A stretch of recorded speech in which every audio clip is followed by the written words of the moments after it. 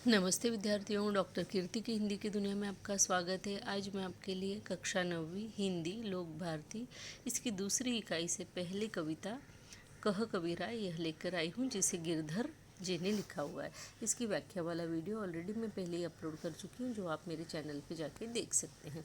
आइए इसके स्वाध्याय को शुरू कर देते हैं। और स्वाध्याय में इस तरीके से दिया हुआ है। पहला प्रश्न,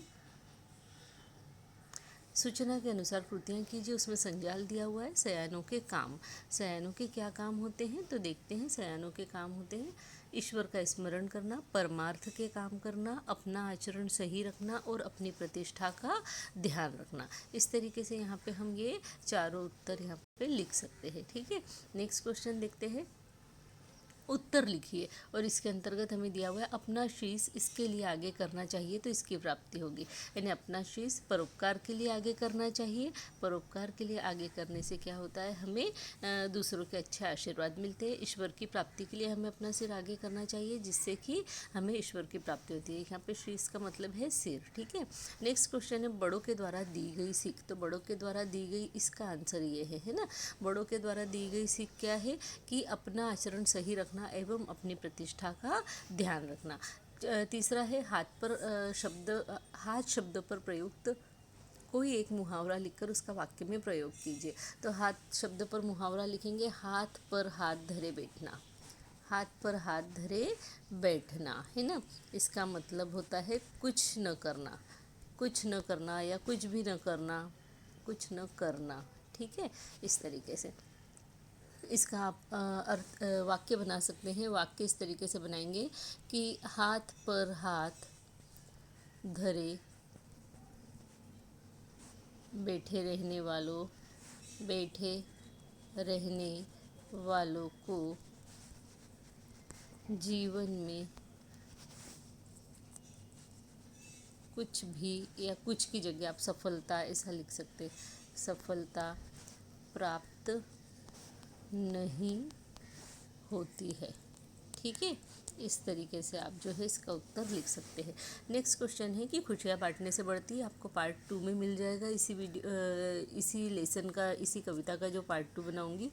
इसके अलावा कल्पना पल्लव, आसपास, पाठ के और लेखनीय, ये भी आपको पार्ट 2 में मिलेगा। अब यहाँ पे पाठ के आंगन में इसको हम देख लेते हैं। तो पाठ के आंगन में जो दिया हुआ है, सूचना के अनुसार कृतियाँ कीजिए। कौवा और कोकिल में समानता तथा अंतर।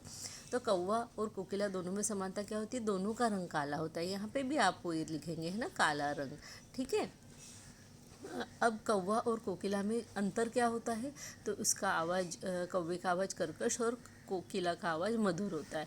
कवि की दृष्टि से कौवा और कोकिला में क्या अंतर है, तो कौवा जो है वो अपवित्र है और जो कोकिला है वो बड़ी सुहावनी होती है।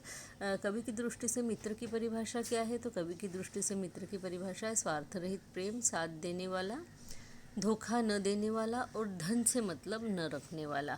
आगे देखते हैं आकृति। आकृति के अंतर्गत आपको मिलेगा बिना सोचे काम करने का परिणाम, काम बिगड़ जाता है, जग में हंसी होती है, पछताना पड़ता है और किसी भी काम में मन नहीं लगता। अब आपको यहाँ पे क्वेश्चन नंबर 2 मिल रहा होगा, जिसमें लिखा है कविता में प्रयुक्त तत्सम, तद्भव और देशज शब्दों का चयन करके उनका वर्गीकरण कीजिए तथा 5 शब्दों का वाक्य में प्रयोग कीजिए।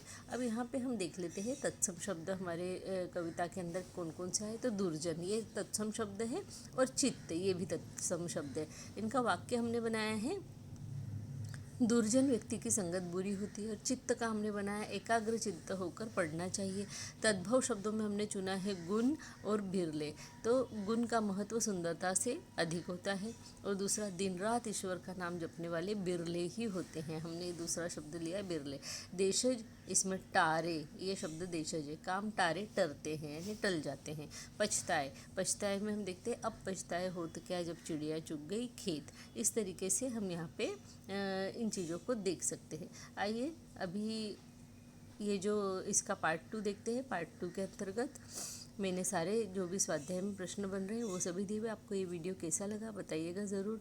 मेरे इस चैनल को सब्सक्राइब जरूर कीजिए, सारे वीडियोस लाइक कीजिए और अपने फ्रेंड्स के साथ में शेयर भी ज़रूर कीजिए, क्योंकि बिल बांट कर पढ़ने से ज्ञान बढ़ता है, कभी भी कम नहीं होता। इस बात को हमेशा ध्यान में रखिए। इसी के साथ में धन्यवाद, नमस्ते।